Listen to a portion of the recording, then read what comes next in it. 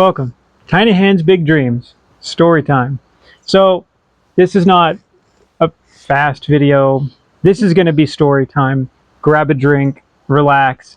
We have a ton of really, really interesting, funny stories. You'll probably spit some of your drink out laughing at some point. You'll learn something. A little insight into us. Insight. This is about food. How did we get here? How did we get to where we have the ability to do some of the things we do, which is generally considered on the very high level of playing?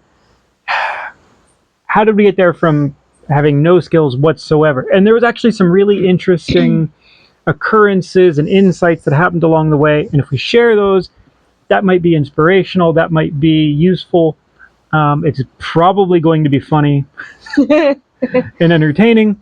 If you have the time, this is a great video just to kick back, relax, and have a listen. Yep. After Colorado, we moved to Tennessee. Now, most people just move. They just go. You get in the car, you drive, you eat probably bad fast food on the road. You probably Sometimes feel terrible. You stop at semi-nicer restaurants and you eat potentially questionable food on the road. Sometimes you have good luck. Now, if you're driving until ridiculous hours of the night, that becomes more difficult. If you have crazy dietary needs. If you have a child. All of these things make that experience more difficult. We take our learned experiences, and what do we get? Well, we have someone who plans menus and prepares food kits. Mm-hmm. I could be an astronaut with the level of planning and kitting that goes into this. Yeah. So we had breakfast NASA, sandwiches. if you're listening, I guarantee whoever's doing it right now doesn't do as good of a job as efficiently as she could do it. Well, I try. I know how important it is that we had correct food that fueled us, that didn't make us sick, that we didn't have to stop to eat. That was another huge thing. We had a lot of long driving days that all became longer for a myriad of reasons. There was stuff we all liked that made us feel good. So we had breakfast sandwiches. We had little lunch snack boxes of like salami and cheese and crackers and vegetables and things, and all nicely prepared. And you could eat it with one hand while you're driving. Yeah. That was the main thing. There was lots of beverages. Now we had the benefit. I will say we had the benefit of our home being with us on the drive. That would have been a lot harder without that. There would have been coolers and things, and it would have been more difficult. So we had the bus. So I had stocked the freezer with soups and stews and things that I would just break out of the freezer in the morning, put in the fridge, and then that night, when we stopped at whatever ridiculous hour in a ridiculous place, we could have delicious homemade food and go to bed and then get up. And then we'd each take, because I was driving the car, he was in the bus, and we could each take our separate breakfasts and lunches and drive. So our life skills start to really play into, it's improving our quality of life in a ton of small ways. Yeah. We always have good food. We don't really get sick from food anymore. We don't waste time or money. Things we're saving money. Like there's also there's like, if you added up all the tiny benefits every single day of all of these things, like it becomes huge. And in something like moving, there isn't that added stress of, we got delayed by 1,000 things, the tire blew out, stuff. We're hungry, which when you are in a stressful situation, hunger is going to add so much more stress to that. For some of us more than for others. Some people are fine not eating. Some people are not fine. I don't think I can eat that. Can we look for somewhere else? But everyone's starving. They're like, we're so hungry. But I don't think I can eat anything there. Yeah, and then that causes problems. So we just didn't have the added stress of what do we eat. Yep. Which was fine. We had plenty of stress. So we didn't need that added piece. We'll make up for it another way. And every adventure we've done, I have tried to make sure we had proper food. So that just wasn't an added level of stress or concern or thought that needed to be put into it. So we moved to Tennessee. And then, believe it or not, this is when most of our learning experience started. Now, we'll try to rapid fire this a little bit. We don't need to go into crazy depth. most people, now we were on an acre. We had property. Most people start with something like some chickens. We started with pigs because someone says yes to me when I say crazy things. Thanks. I am what they call the enabler. Yeah, actually, you kind of are sometimes. So I had dreams of pigs. I wanted pigs in the beginning because I wanted them to tear up the land for a garden. It's a logical plan. She tried to make the case that we needed 80 jars of pickles. Back in the And day I'm like, on the this farm. chick's nuts, but I like pickles. Did we eat those pickles for years happily? I gave her the benefit of the doubt that her crazy was justified and possibly correct. And it was true, it was right. She was slightly crazy in all the right ways.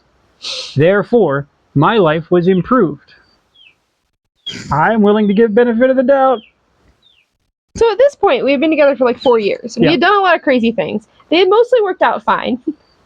So it pretty much always worked out we'll fine. just keep going with the crazy things. So, pigs. I found 3 dream little piglets. Great. Now, I remember distinctly asking you, okay, so if we're getting piglets, this is a long way out to pork. What do we do? How many do we get? What do you want to do? And you said something along the lines of, 1 big pig now, 3 small pig later. Yeah. Okay. 1 now, 2 later. No, it was 3 at that point. You decided. Oh, it had already gone to 3? Oh, you'd already gone to 3. Yeah, she's like, well, we shouldn't just get 1. We should have 2. They have to have friends. They get lonely. You make me sound so manipulative. There's reasons to get more than 1. And I'm like, and you were very pleased that we had 3. And I'm like, you know what, just get 3. You were very pleased at the 3. Oh, no, it was great. It was perfect. So, Are you a good pig? So we got 1. Now this started, we got our piglets, and that was, we raised them, and they're wonderful. Could be an entire video of, we ate a lot of pigs that other people raised that we got for free. Now, this is going to be a topic of controversy. Perhaps it should be one. We found, sort of by accident in looking for the piglets, for pigs, for pigs for sale to butcher, we came across free or incredibly cheap, usually potbelly pigs for sale. Now, some people are going to rail against us and be like, you can possibly take someone's pet and eat it. So when it was a tiny, cute little piglet, it was a pet. When it became a full-size pig, it was a pet that you kept outside that you didn't really interact with as much. When it got to 280 pounds and was just a grumpy, snarling pig, you wonder what you're going to do to get rid of the pig. Now, also, it's important to realize the potbelly pig, the history of the potbelly pig. Small side note.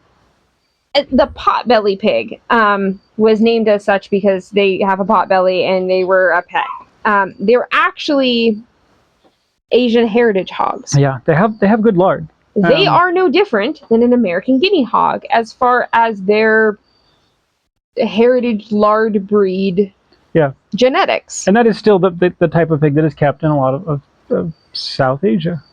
For meat. Yeah. For whatever reason, they became a very pet-oriented pig in the U.S. It's sort of strange. Pigs are cool. We love pigs. We're friends with our pigs. We love our pigs. But also, at some point, people realize, I just have this gianty beast that sits and grunts on the side of my house and poops a lot. And they need it to go away. Now, usually we find that people tacitly understand that, like, you don't just want a grumpy old pig as a pet. We were never dishonest. We never promised anything. We tried to be very... We would like the pig. Did we say we were going to eat it? No. Did we say we were not going to? No. Did they sort of understand that they were going to do it? And in one case, the guy even we would just eat the pig, but I don't know. The kids would be weird about it. So it's just easier to give it away. Yeah. Okay. So I think that was Josie, actually. Yeah. Josie pig. First pig. That was an ordeal. Oh boy. That pig. Taught us a lot of things. Taught us about leading a pig. Lead a pig. Don't carry a pig. Don't drag a pig. Strange things that have happened. Dragging a pig up a hill. Scream. Still hurts from the sound of that pig. Guy's like, oh, just drag it. while his dog's attacking it, It was a and he terrible wouldn't call the experience. dog off. Like, It was a terrible experience. Now, we get Josie Pig home. She had a name, called her that. Loved her for the week or so we had her. I have always heard this was the first experience in dispatching a pig. So we're trying to research things. Like, we're going to do it right. I had heard, everyone had told me to withhold food from the pig. that's what those people say. So we withheld food from the pig, who was in an old dog run, which seemed relatively sturdy. We were actually moving the piglets in their little fence, and I turn around, and Josie Pig is just walking up to me. I'm like, Here's big, hungry, grumpy pig. well, with no way, we have no containment. We don't have a perimeter fence. We have nothing. There's a highway. What do we do? Luckily, we had introduced the idea of peanuts, and she liked peanuts. So we led her back with peanuts. And then we're like, we should just feed her anyway. So that taught us, don't actually withhold food. I'm sorry. I get it. From the person who does the butchering, yes, it is best to withhold the food. Maybe only one feeding before dispatching. Maybe not 2 days before. You could go light on the food. Don't make the pig so hungry that it escapes. Lessons learned. Lessons learned. She was actually a lot of lessons learned. Yeah. I tried, not knowing anything, to do everything by the book. To do everything the way The traditional that we way. were told, or the modern homesteading way of how to do things, Yeah. which was hoist the pig up after dispatching. You have to hook it, you have to hang it by its rear legs. I quickly discovered I don't want to do it that way. Now, one, this was a lesson in, we tried to just sort of jerry-rig things together because we didn't have anything, and there were ladders and there was boards. We've just done a video on how to harvest your pig with no actual tools or special equipment except for a knife and a folding table. It's a great video. It is. Please enjoy. This was before we knew all of that. This was when I was trying to do it in the way that people told me I should do it. Yeah. So one, we didn't have the proper equipment, so we just sort of we literally put 2 ladders and a board, and the whole thing, including pig, fell over. It was a mess. To try to hang the pig, and we got the pig up. And then at some point, But when you're cutting on a pig that's hanging on a rope, it's a pendulum, and it swings, and center of gravity moves off. Pig down. So this also taught me, I don't like, even if I had the correct equipment, I don't like hanging a pig. This was just a lesson for me. It was a disaster. It all worked out fine in the end, but it was very stressful. It was very clumsy. It was very awkward. Yes, the pig sort of swings around awkwardly. I don't like gutting a pig in that dimension. I find it much harder. There's a lot of stresses involved. That the gut sac is very heavy. It sits in a bone cavity. Yeah, at the front end. But it's like tearing. It's just now. If everything is good and strong, and you're perfectly good with the knife, it could work out just fine without any risk of contamination. It could. It could, but it was incredibly stressful. The way we do it now, it's just I find is much better. Far easier. You also don't need the equipment. We've also found that depending on what the pig eats in its life, it may not have the strongest of internal membranes and tissues, and the tearing could happen easier, which means you are contaminating as parts of the guts rupture because of its own weight. So I decided I was never doing it that way again, and I never have, and I've been very happy with my folding table and my knife. Yep. And my pressure washer. Oh yeah. So pressure washer. So we did a lot of free pigs. We did sheep. It's amazing. You might be able to just want to get rid of the pig. Did we drive very far sometimes to get that free pig? Yes. That goes back to we didn't have a lot of money. We made do with what we had. We still didn't have money. It just continues. We were remodeling a house. We were putting that money other places, but we still wanted high quality food. So we got free pigs off Craigslist. And honestly, they were delicious. Really delicious. They were amazing. Yeah, it's so much better than your commodity pigs. It's frightening. We had a commodity pig experience. This was one of those up there with the elk of a good deal is not always a good deal. So we had gotten, it was again on Craigslist, a pig that was for sale, very, very cheap. I don't remember how much. Very, very cheap for this gigantic pig. We get there, we have a plan, because this pig is too big. We use our trailer to transport the smaller pigs. This pig was too big to get in the trailer. It's not going to happen. So we were going to dispatch it there. They had a tractor put in the trailer, already dead, and then we're going to take it home and deal with the rest of it. It seemed like a good plan. Some people we met there in Tennessee. They had bought this pig at auction somewhere before, maybe some months before. I think they tried to breed it, and there was something wrong with it reproductively. I think that she was maybe just very, very old. Maybe just older than they knew. Yeah. There were some issues there. And it wasn't going to work. So then they decided that they would sell the pig, but they didn't want to put more money in it, so they didn't really feed it enough. So it was using its fat reserves. I was angry. It was angry. It was a very poor experience. Yeah. Okay, so we'll do a little warning here. This is an important learning moment for us. Maybe it could be a learning moment for you if you intend to process pigs. If you do not want to process pigs, or you don't want to hear a story about how things can go wrong. I'm going to put time here on the screen. Please click forward to this time marker on the screen to miss this next section. So, that being said, because someone will be like, oh, you didn't warn us. It's true. It needs a little warning. Grossness may happen. So the beginning of this was a lesson in it. So a big old pig has a big old thick skull. Now we've dispatched with a 22 with mostly great success. Yeah, and we had thought that this would go the same way. So we got set up, and the guy, like, he didn't really have it, like, he sort of had it in an area, and he just held a pallet up to sort of stop it. No, it was like a cattle. Gate? It was a cattle gate, it was a big gate. But he was just sort of holding it there. And I'm watching. And I'm like, he's like, no, it's fine. I'm like, and you're gonna take the shot. You know, we know what we're doing. We kind of like, okay, we're sort of comfortable with this. Yeah. I'm standing over here watching everything. So I line up and I look holding for the cross point between the eyes and the ears, which is the center of brain, which should end the pig instantly.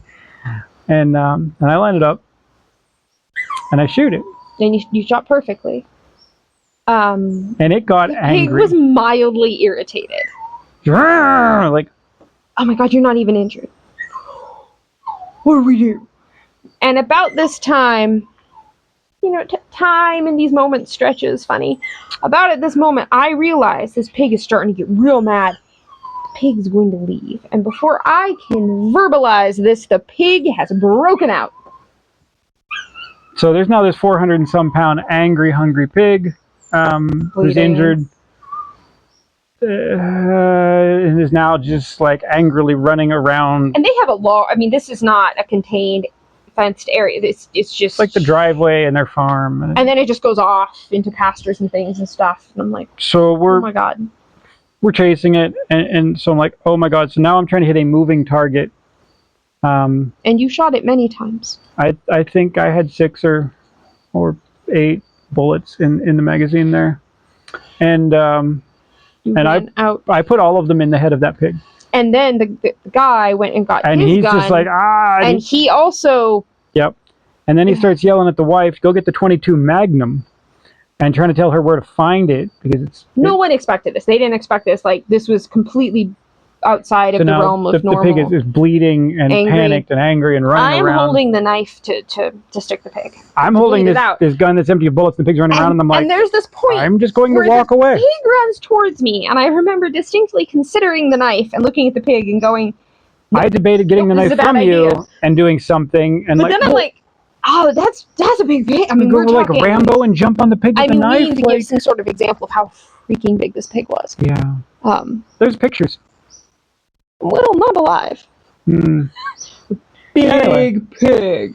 So finally, it succumbed to its injuries. Finally gave up. I don't understand. It was traumatic.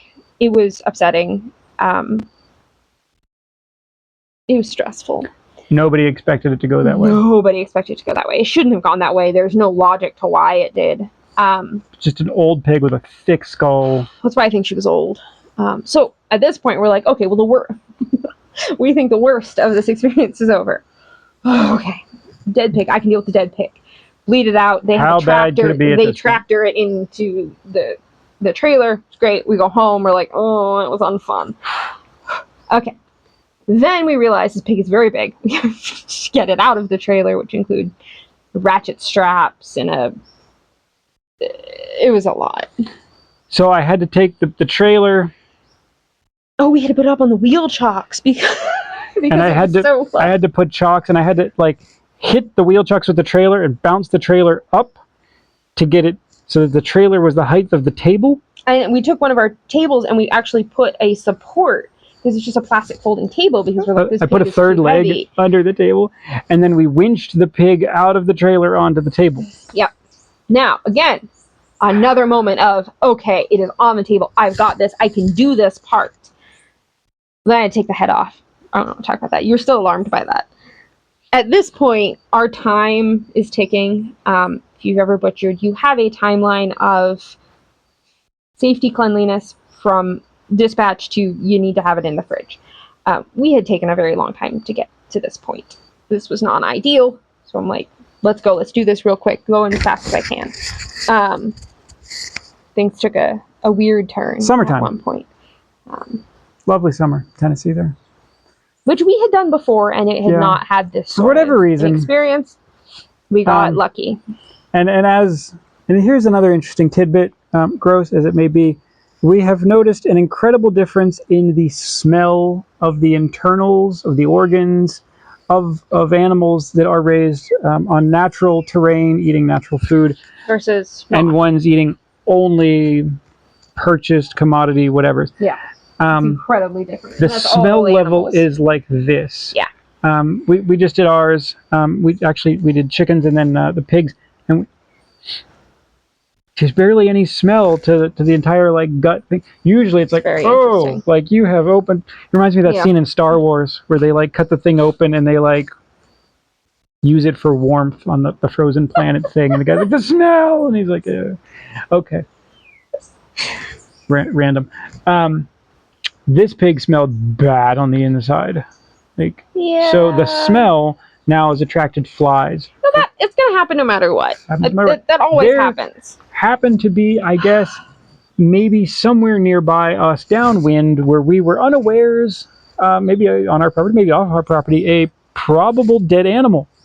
And I think we hit literally a life cycle of flies, like at their egg laying point of their cycle.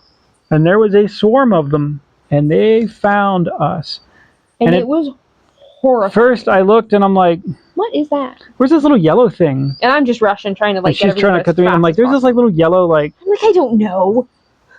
Little yellow speck like in the pig. Is that like, I'm like, I don't know, just cut it out. Yeah, I'm sure I said something like that. Yeah. Like, I don't know. And then like something. There's more, and there's flies. And then the flies attacked in a big way. And they were swarming. And then we realized they were actively laying eggs in the pig carcass as we're trying to clean it. And she's over here, and they're like over where the head was cut off, and there's like fly, and they're trying to crawl in and lay. And I'm and she's like, maybe I could just save a leg, and we'll just run away, and we'll just I'm just panicking. Out. Like, what do we do? What do we do? Like, this is money. This is time. This is like supposed to be our food. This is when we learned the magic of a fan, a good high-powered fan. Yeah, or a couple of fans, and you put them next to you, and you blow the air away. Insects cannot fly in high wind. They end up somewhere else. Now, that being said, that only reduced the problem. Yes. It was still, we just got so incredibly unlucky there. It was disgusting. It was so horrifying. We got the guts out. We put those in a trash bag and moved them far away, and we're doing stuff, and then I go to get all the primals in, and I go over. We're washing them because we're trying to get all of them out. Like picking every single little one out, and we had to stop and like look up like how long does it take for these things to hatch, and it's like, well, in like warm conditions 12 hours, and we're like, can we get it chilled fast enough? to even like get it to where we can pick these out later? That led us to the answer of I stayed up until like 1 a.m. cutting meat so that it could be in the fridge, frozen, like away. Clean and frozen. Fully and done. Fully... It was so stressful. But I went over to the trash bag and I want to talk about it. You made me look at it. The entire top surface of the guts was eggs. Just... And flies are just laying egg. Nothing I have ever experienced before. All of them. And it's just, they laid a coating. It's like when fish spawn and they squeeze out the eggs. I don't want to talk about it. I'd never seen anything. It was the most disgusting experience. Like what deity did we piss off for this plague? We managed to save the food. We did. It was incredibly stressful. I have never been so tired.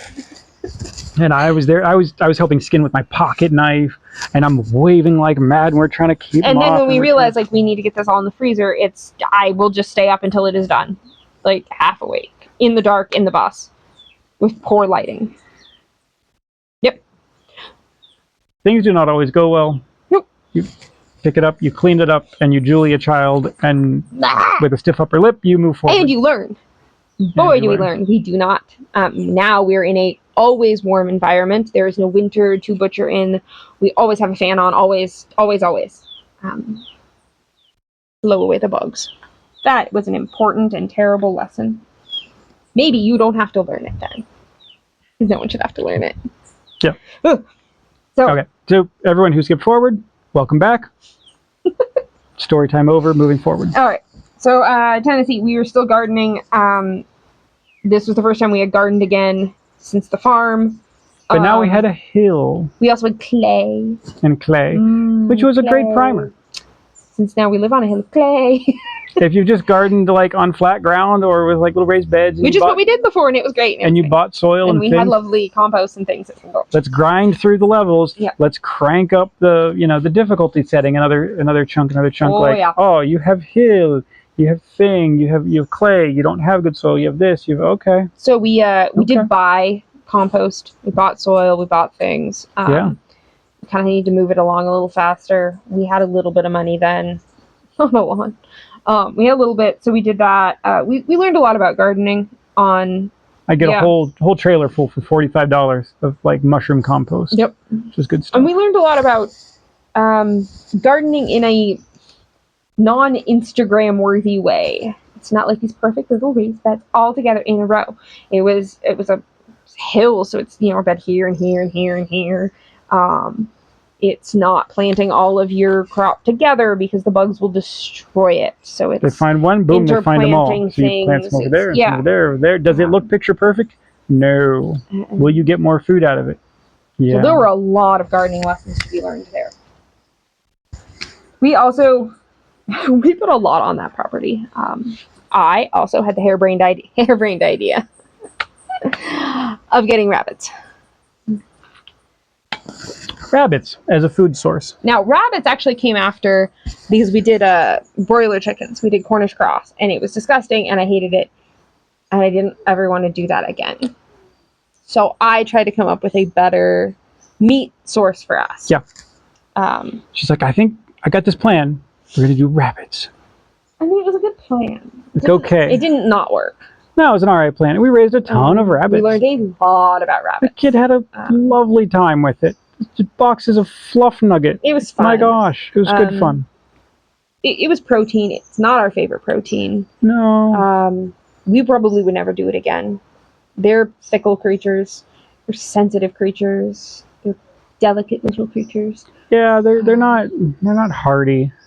No. And they're low fat, and we're not low fat people. We're not low fat people. So not our favorite. It does work well in a small space though. So there's that. That was the thing we did.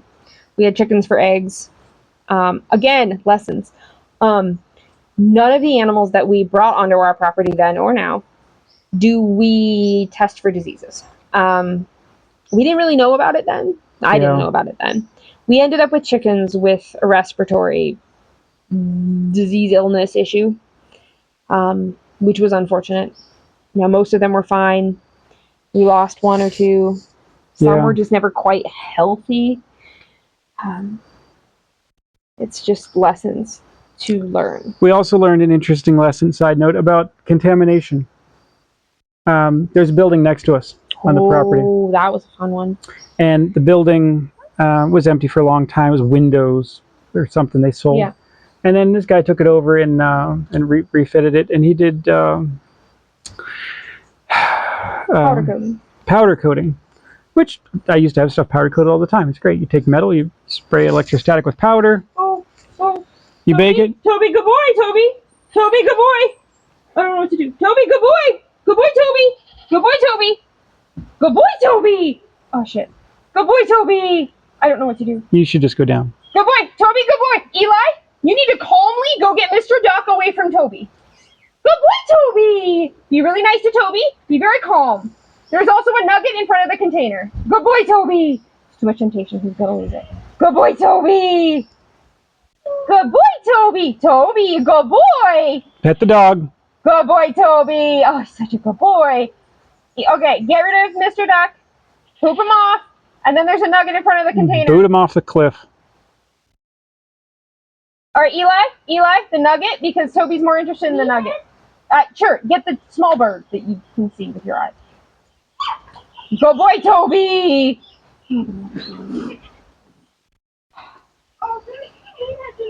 I don't care. Well, that's probably bad. She's gonna eat them. I asked her very kindly, please don't eat them. Go tell Toby he's a good boy. Oh my god, he's just like nose to nose with the. He's like, I can only contain myself so long, guys. I'm sorry. I don't know where we were, but I just looked over and I'm like, Oh, powder coater. fuck nuts. Okay. All right, quiet, please. There's meatheads behind the container. You gotta feed them. No, I know. Okay. All right. So he did powder coating. It's cool stuff. They spray the powder. They bake it on. I don't know. I've had it done. It's great. Now, his building was below our property because remember hill. So his exhaust was actually about ground level to our property. So when he would bake it on, he's baking on a vinyl powder coat. And the exhaust would actually drift up and right across our property. It would just cool a bit and just chokingly bad fumes. Now, That was the backyard. yeah, that was the backyard. And the backyard happened to be where we had put the rabbit hutches because Now- it seemed like a good Right, so we hated it blindly. because we hate chemical fumes of No, we hate all smells. nature and smells, and it was just so bad. And I tried to talk to him. I tried to get him extended. And he just like, we're not doing anything. He was, yeah. We had massive problems with our rabbits. All of a sudden, we had reproductive issues with our bunnies that we did not previously have. and now, all of them. I've since learned more about plastics and the warming and the monomers and the things and all the chemicals that come off of a plastic when it goes through a melting phase. It is absolutely horrible. It is system disrupting, problematical. Especially hormonally speaking. We had weird. Super weird issues. We had a rabbit give birth to.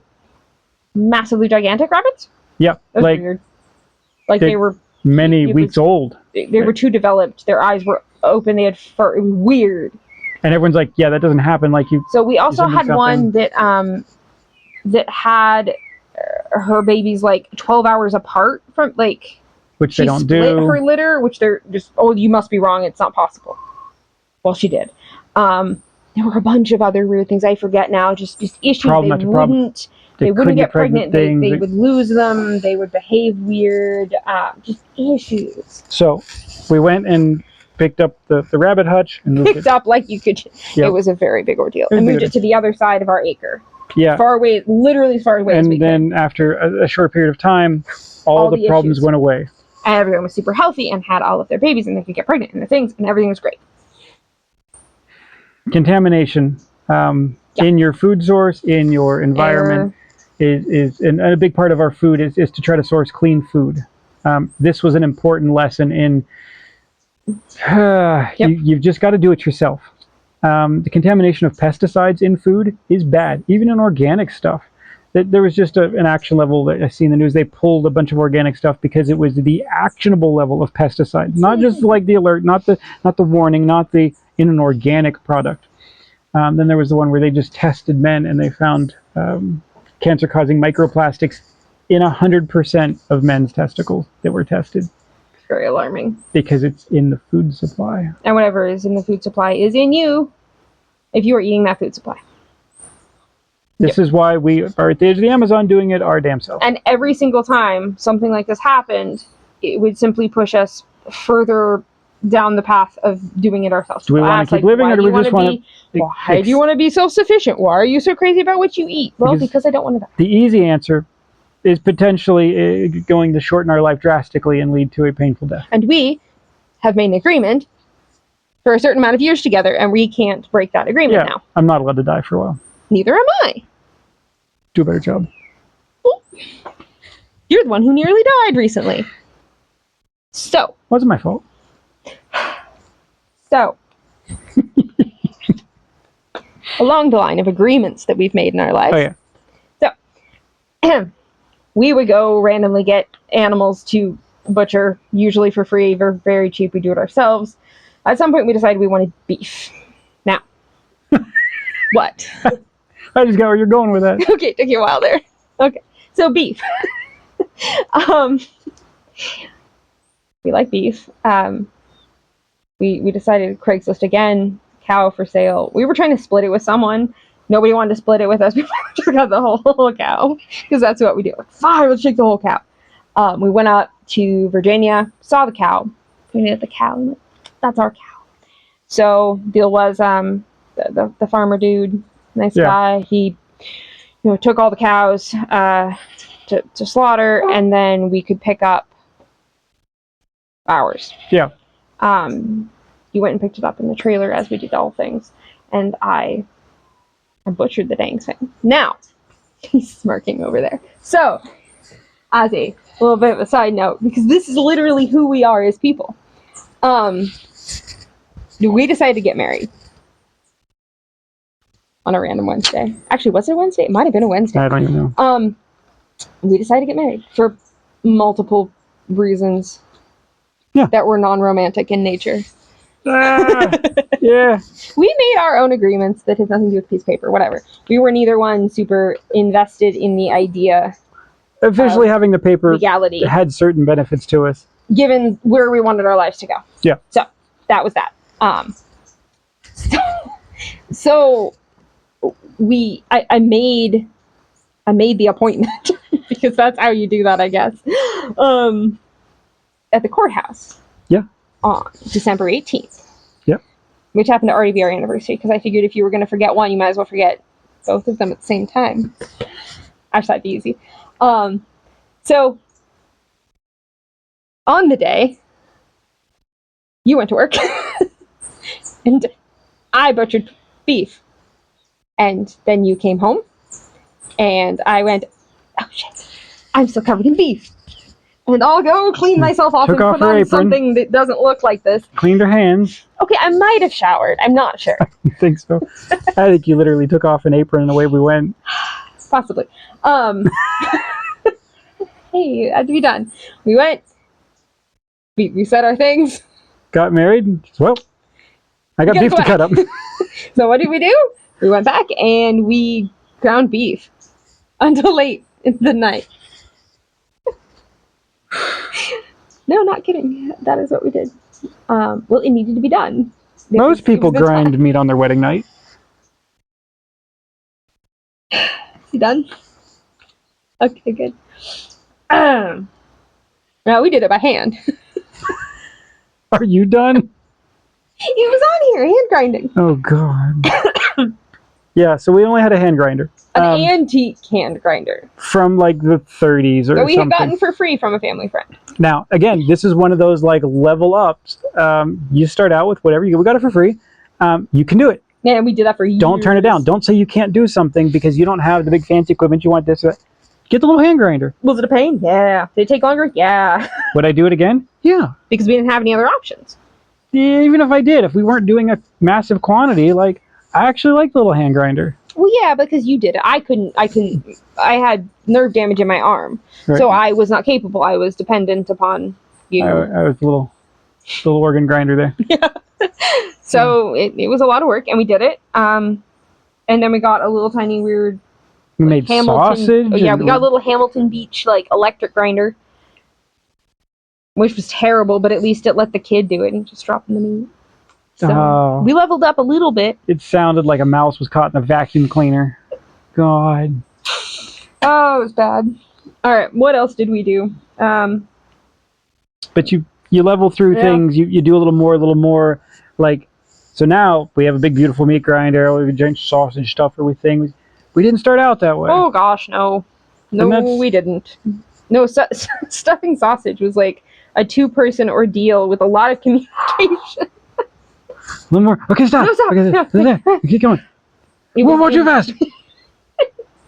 Okay, more. There's a pinhole. There were a lot of long nights of processing meat. Yeah. So many. And then we would hang them, because we lived in a bus, over the kid's bed. There's giant. We asked him. We asked if it was okay. Hanging from, I think it was actually a Guinness record winning model rocket that a friend of mine had given me. And we it's like 4-foot rocket, and then there's a sausage hanging from it. And at some point over the kid's bed. Yeah, one of them dripped on his head. Yeah. But you had to let the sausage sit to all the things we did. Delicious sausage. What else did we do? Random things we've learned. We were in a bus before we were in the house. I threw out the pop-up canopy. Yeah. And set up my outdoor kitchen for all of the canning. Yeah. Because honestly, trying to do it in the bus was questionable at best. So I did that.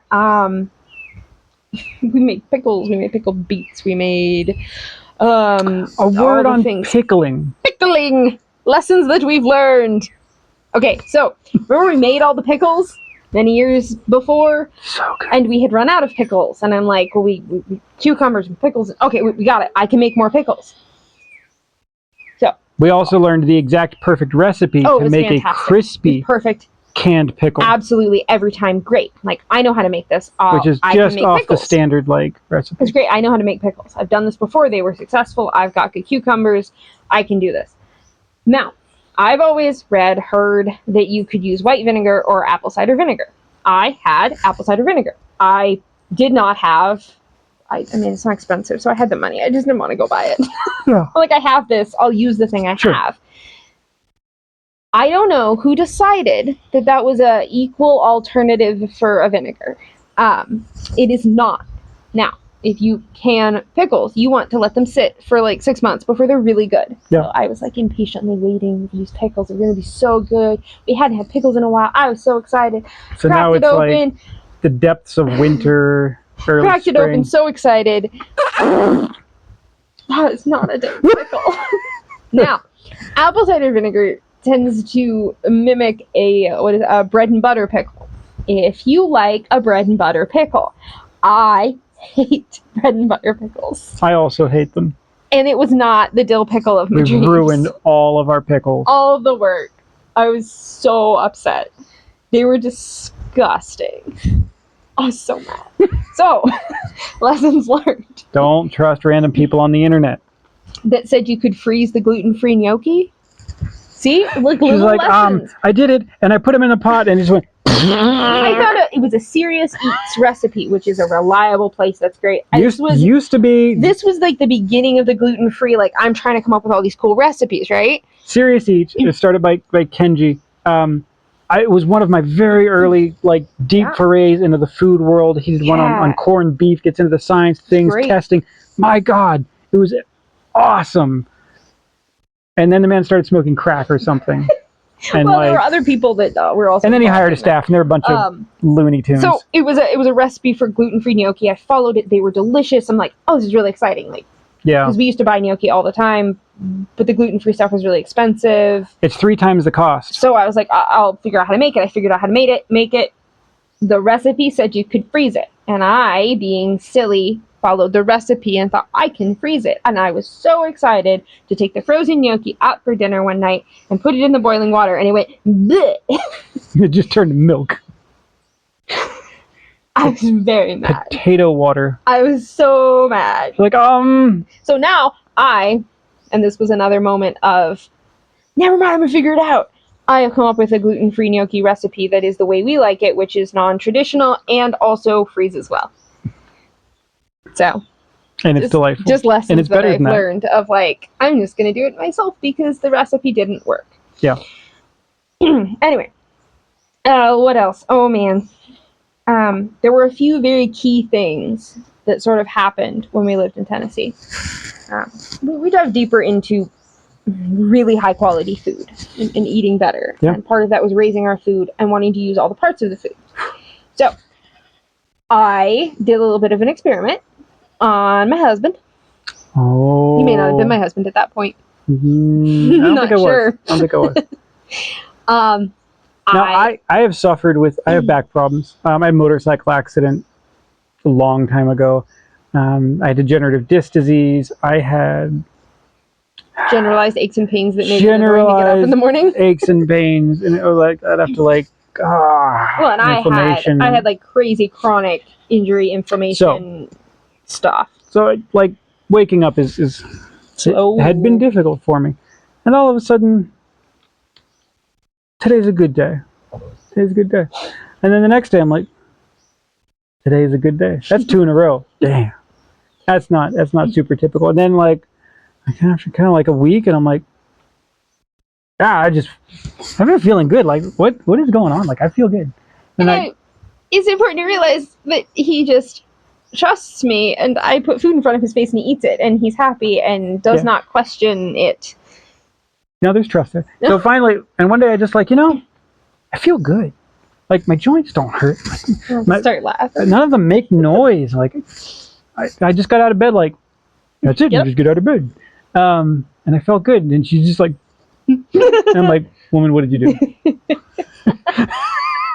Well, because if I had told you, that would play a role in how you think you feel. That's true. So, I had started making bone broth. Proper bone broth. Not stock, not boil it for a couple hours, which is what I had grown up with. That's what I knew. You just got slightly flavored water. Yeah.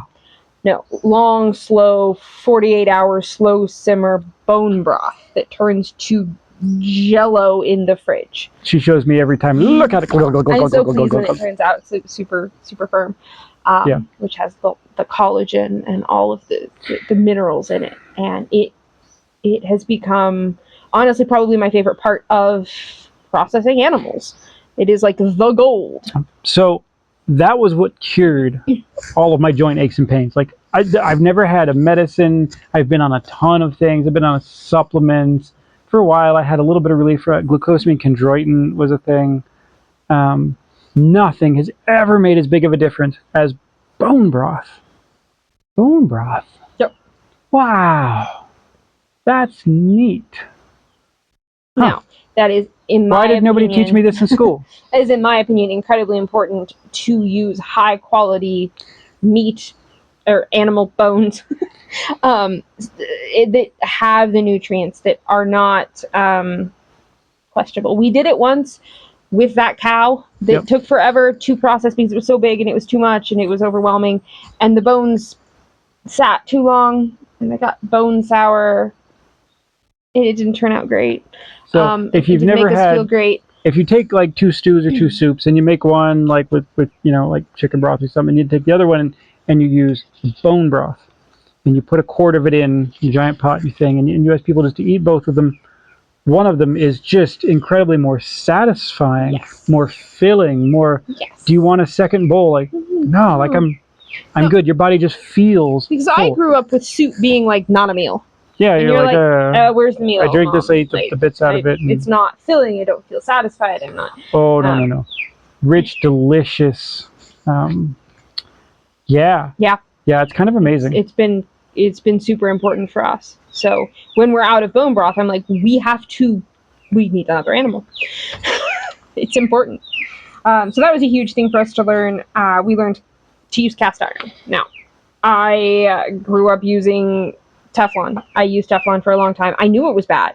Yeah. I was very aware of it. I had stainless. I mean, I was aware that Teflon was bad, but I also didn't know what other options. Everybody knows Teflon is bad.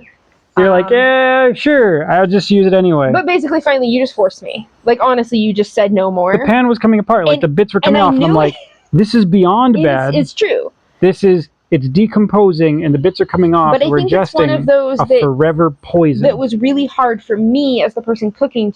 I sometimes have a hard time, like, the new thing. And kind of taking that step into, but I don't want to because I have to learn how to do something new.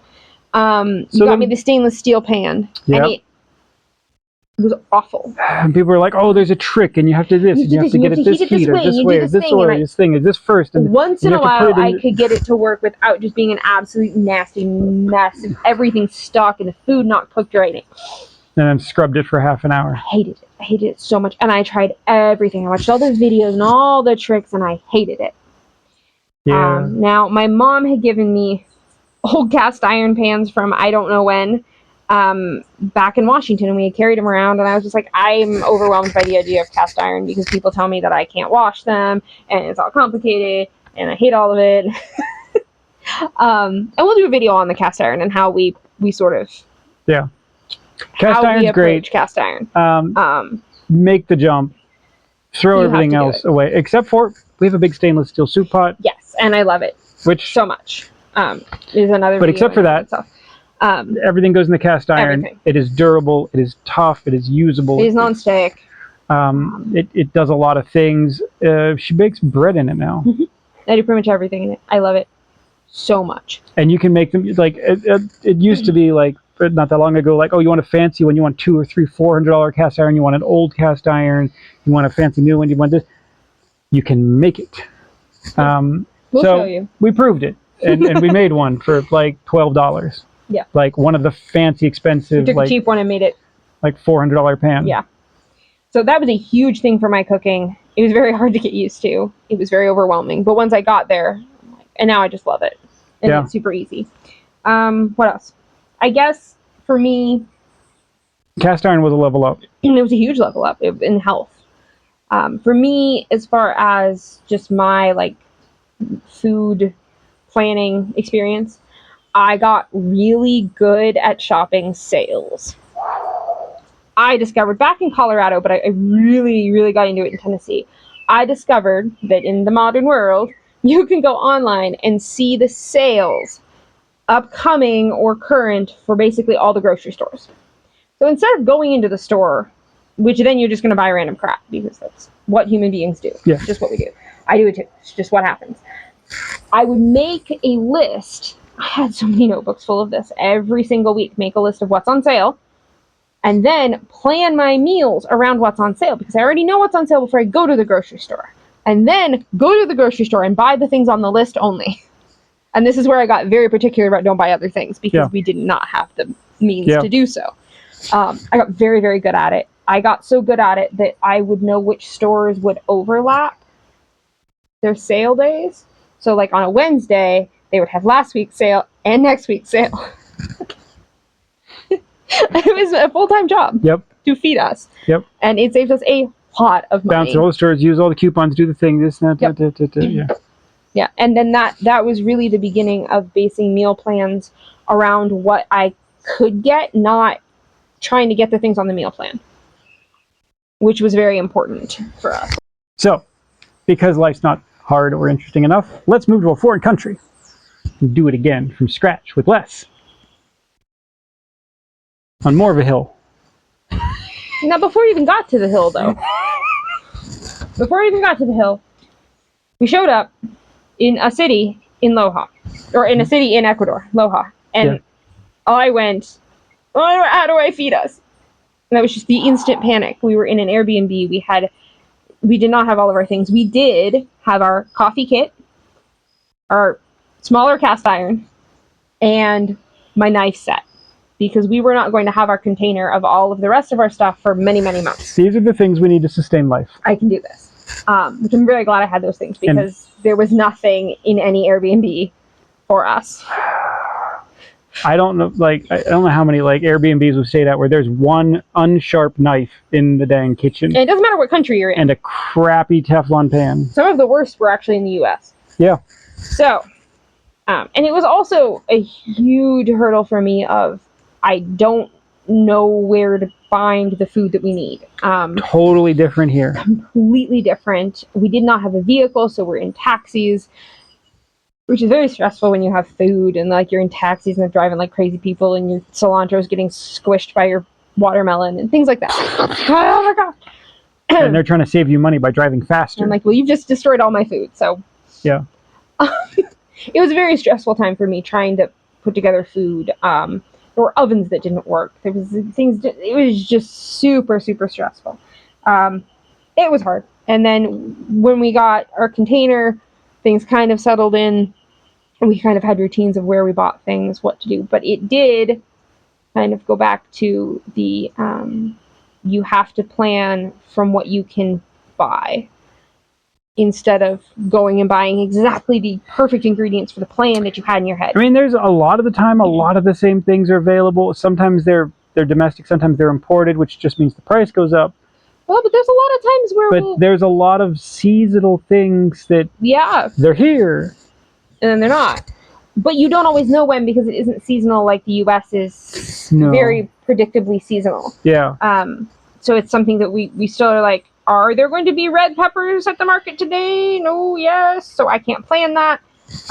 So I've just learned to go shopping and kind of plan as I go and then come home and plan. And that's been a huge thing for me. Now we have obviously begun to raise and process all of our own meat. Not all, most of our own meat. We are not at a garden yet because lessons. Harsh lessons in the jungle. Level of difficulty keeps ratcheting. Yep. What else? So level of difficulty. I think that you get enjoyment out of continuing to make my culinary life harder and watching me succeed and being like, I'll make it harder now. So it's the worst video game ever. Xanthan gum is a component of gluten-free food. You can't, you take out the gluten, which is a protein thing. You need something to act as a binder. Otherwise, you just have mush. It's just crumbly mush. Unfortunately, xanthan gum is a weird thing made from an output of a bacteria. We had also questioned its health. There's health implication concerns. But I just always thought there was no way I was going to be able to do this without xanthan gum, so it's just what we have for right now. Store ran out of it, couldn't get it. Shipment. There's only one place we found it in many hours Loja, away. And apparently there's somewhere else because they went to the other store to try to get it for us. And then it came in and it was even more expensive, and we're like. But in the meantime, I was out, and it meant then I had no way of making bread. I had no way of making English muffins. I had no way of a lot of that. And I got frustrated with that, and I'm like, I'll figure it out. So I figured it out, and then I continued to develop a recipe without xanthan gum that is actually the best bread I've ever made. So hands down. So now we have a gluten-free bread that doesn't include xanthan gum or cow dairy. Any dairy. Yeah, and is incredibly good. Yep. It's not just good for gluten-free. It is really, you just sit there and oh my gosh, it's just a lovely piece of bread. Yep. So make sandwiches out of it. We have it with other things. Necessity is the mother of invention. Necessity and the will and the skills that have come from so many other hard-earned lessons over the entire life. As all of a sudden, pyramided up to where, now you can do this thing. So I've been forced to just basically, if there are things we want, I have to figure it out because I don't have a lot of people I can go buy it at the store. And that's what it was for me for so many years of, I can go buy it, so I don't need to figure out how to make it.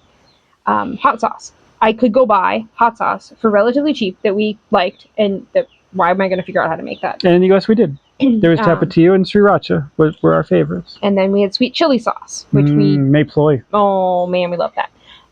Mayo. We could buy a moderately okay quality mayo for cheaper than I could make it, so I just didn't make it. Without those options, I figured out how to make those things. So now, without the questionable ingredients. yes. So and now She now makes our own hot sauce. Yeah. It's incredible. She makes mayo. It's delightful. She's figured out how to make sweet chili sauce that has the right consistency. It's all the little things. Not just the sweet chili sauce, not just the right sugar to spice to also has the right consistency to put in a thing to replicate that classic. So it has just gotten harder and harder and harder, and I just keep going, okay, sure, I'll figure it out, I guess. Sometimes I get a little upset about it. Or won't. I don't want to. And then she does. But we are continuing, and that's just, we're going to continue. Yep. So we're doing better with less on a harder setting. And that's part of this whole thing. But we didn't start here. We didn't start here. No. We started with like, I could make a salad and grill some meat. We started with, oh my God, what do we do with the giant tuna? Yeah. Yeah. And we figured it out and figured it out and figured it out. We hope this is inspirational for you and wherever you are in your food journey, and the path that it's going to take, that each and everything is literally just a factor in helping you level up and getting better at it. And in each time it does, the reward is your food is more delicious, people enjoy it more, and you're more healthy. And you're going to make mistakes. Yeah. And I think that that's important. You don't see a lot of mistakes on the internet. Your meat will fall on the floor, your gnocchi will melt, your something will this. Your pickles will suck. Your pickles could be bitter because, sometimes your cucumbers are bitter and you have to figure that out. So you will learn from each of those mistakes, each of those experiences. You're going to learn and get better, and then the next time you won't make that same mistake because you will know. And that's kind of how we've got to where we are. Because people look at us and like, well, how do you know how to do that? They're like, trial by fire? You guys are like way up here, like I don't like you're just doing these crazy things and stuff, and like that doesn't make any. Didn't to us either. No, we did not grow up doing that. We took our time and we figured it out, and now look at us. Look at us go. So on that note, continue to look at us, subscribe, like us, talk to us, comment. If you've watched this whole thing, I applaud you. It is just part of our story. We have many of them. Share this with friends. Maybe it inspires somebody. Maybe it helps them out in their life. So thanks for watching, and see you for the next one.